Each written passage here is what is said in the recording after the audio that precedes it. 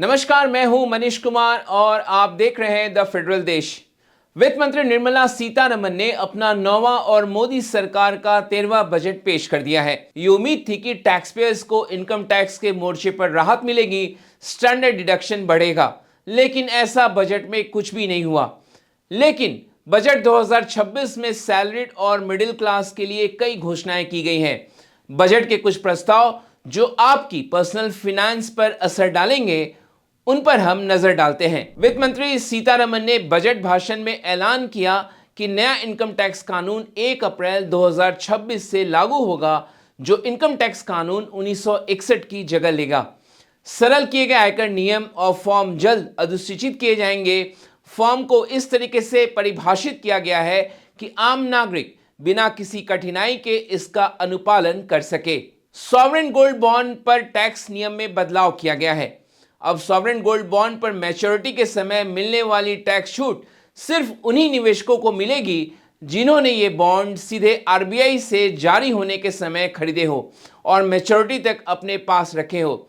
ये नया नियम 1 अप्रैल 2026 से लागू होगा और वित्त वर्ष 2026-27 से असर इसका दिखने लगेगा।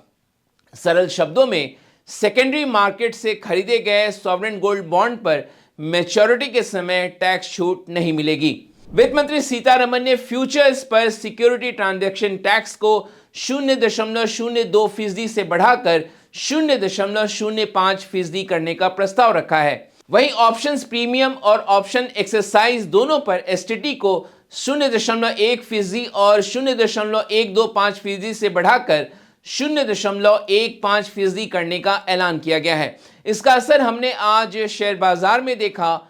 भारतीय शेयर बाजार में जोरदार गिरावट देखने को मिली। सेंसेक्स एक वक्त 2000 पॉइंट तो निफ्टी एक वक्त 700 पॉइंट नीचे जा गिरा।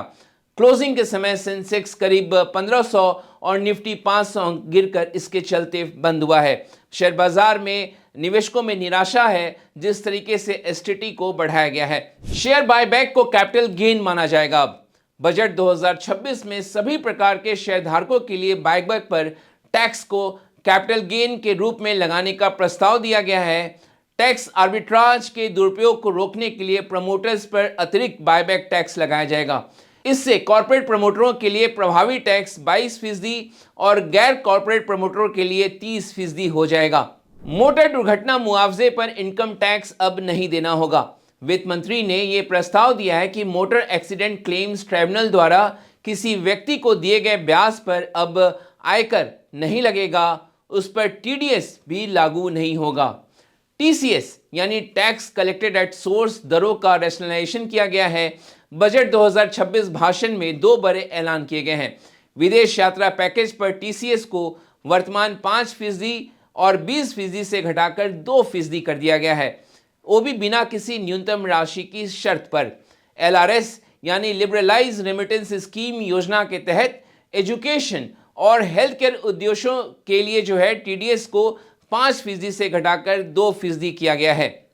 यानी विदेश यात्रा कहीं ना कहीं इसके चलते अब सस्ता हो गया है। संशोधित आईटीआर दाखिल करने की समय सीमा को बढ़ाया गया है।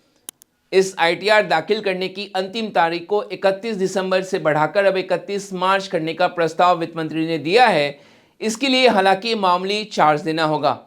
हालांकि इंडिविजुअल्स के लिए आईटीआर दाखिल करने की समय सीमा में कोई बदलाव नहीं किया गया है।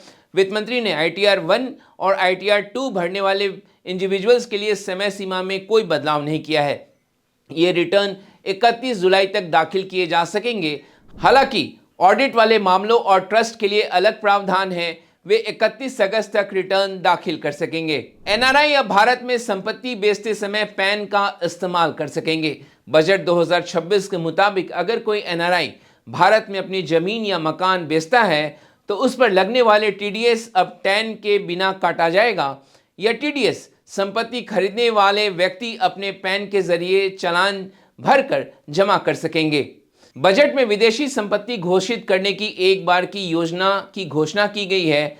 छोटे करदाताओं जैसे छात्र, युवा प्रोफेशनल्स, टेक एम्प्लॉयज, विदेश से लौटे एनआरआई के लिए 6 महीने की एक बार की योजना लाई जा रही है। इस योजना के तहत लोग अपनी विदेशी आय या संपत्ति को घोषित कर सकेंगे। तो आज हमारा ये वीडियो आपको कैसा लगा कमेंट बॉक्स में जाकर ज़रूर कमेंट करिए। हमारे वीडियो को लाइक करिए, शेयर करिए और अभी तक आपने द फेडरल देश के यूट्यूब चैनल को सब्सक्राइब नहीं किया है तो उसे ज़रूर सब्सक्राइब करें। आज ये वीडियो देखने के लिए बहुत बहुत धन्यवाद, शुक्रिया।